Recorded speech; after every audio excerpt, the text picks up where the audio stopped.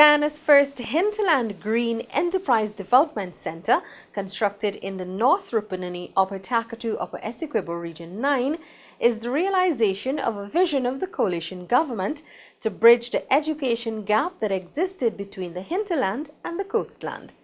This $130 million facility will focus on training that will leverage indigenous traditional knowledge and drive upstream demand for local products and services in the hinterland. In this InfoHub Extended, we take a look at the facility, which was officially commissioned on February 10, 2020. Holding true to his commitment of restoring local democracy, His Excellency President David Granger over the last 4 years established 4 new towns. They include Bartica, Lethim, Mabaruma and Madia. The new towns have become the hub of economic development in the hinterland regions they represent. President Granger believes that every region must have a capital town to drive local economic empowerment. Hundreds of North Rupununi residents gathered at Bina Hill to witness the commissioning of the first Hinterland Technical Institute, which has the capacity to accommodate 120 students.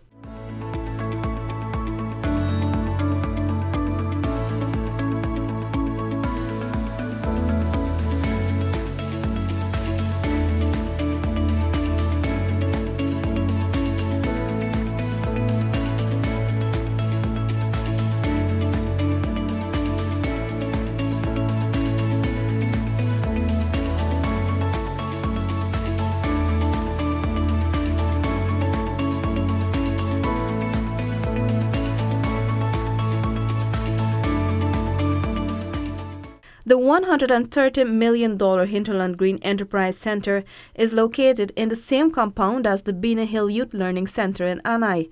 The residential institute will target indigenous youths of regions 1, 7, 8, 9, and 10 and mirrors all other technical institutes in Guyana, including the Government Technical Institute and the Ghana Industrial Training Center in Georgetown.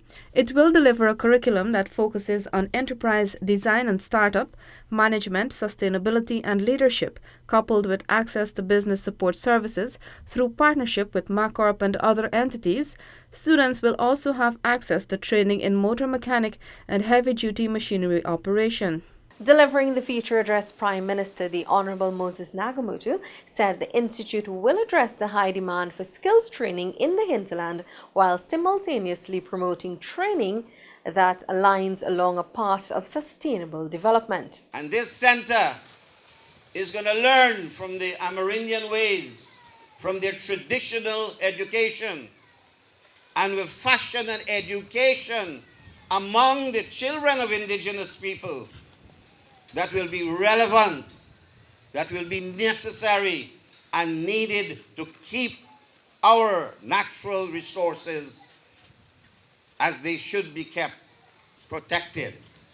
And that is why the emphasis is on green, that you will not have people come in here and destroy the forest resources. And you need the development because hinterland is important just as the coastland. No part of Guyana should be left behind.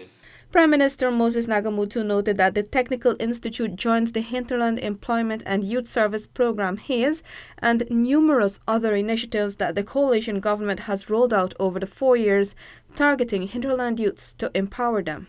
Today is a wonderful day for all of us. It is a day of celebration. It is a day when the government has made you part of that vision of the future. President Granger called it the decade of development.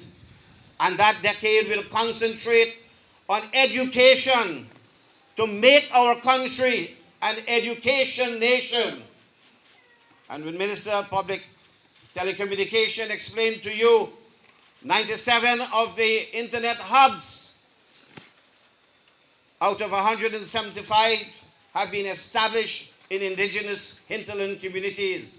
We want also to be a digital state with a first-class scientific and technological education, because the industry, the petroleum industry, the oil industry will be crying out for engineers, for environmentalists, for people with technical skills and education, and we have to make you marketable.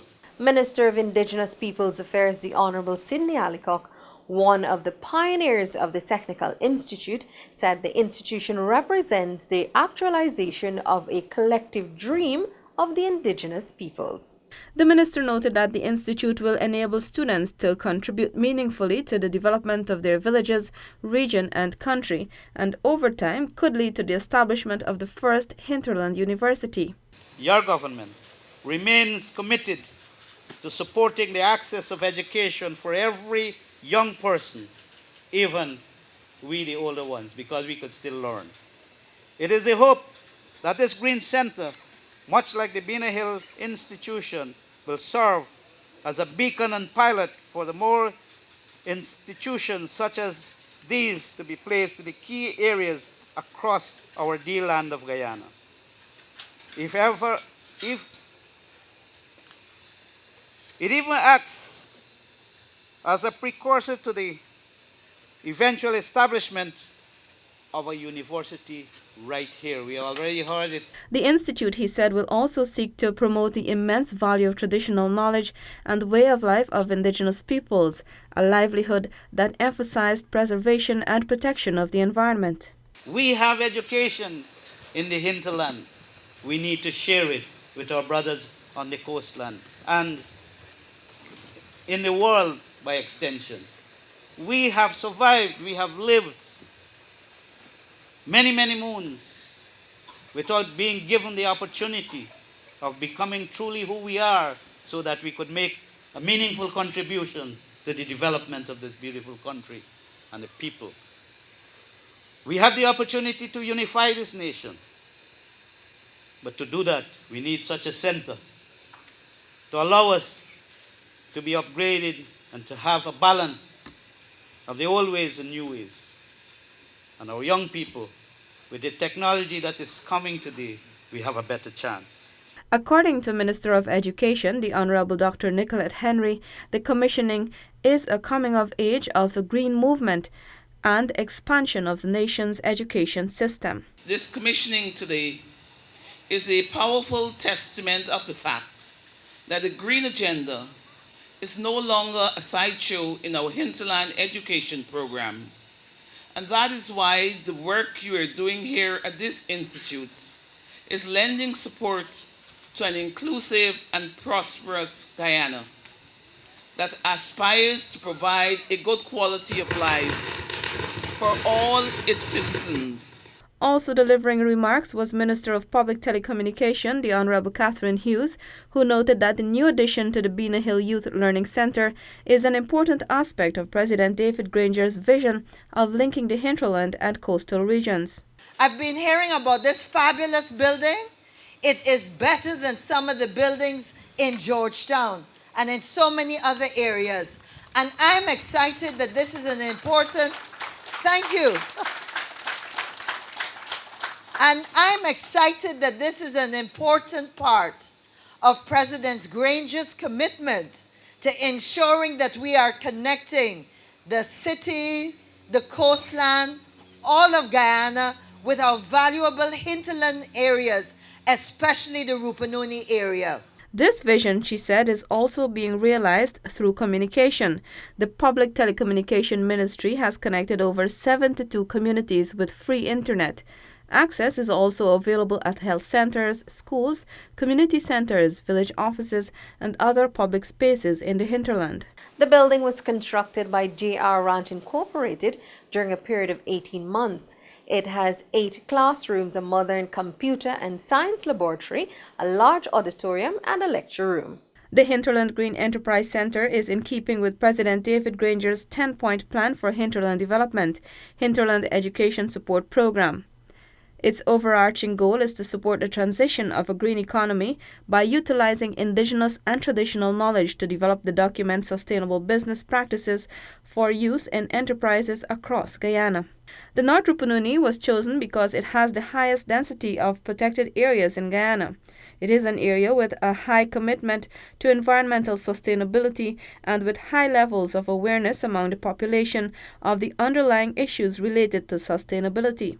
Additionally, the location allows the proposed center to influence the knowledge and technical expertise available at the Iwokrama Rainforest Center. It is also a proposed area of community conservation.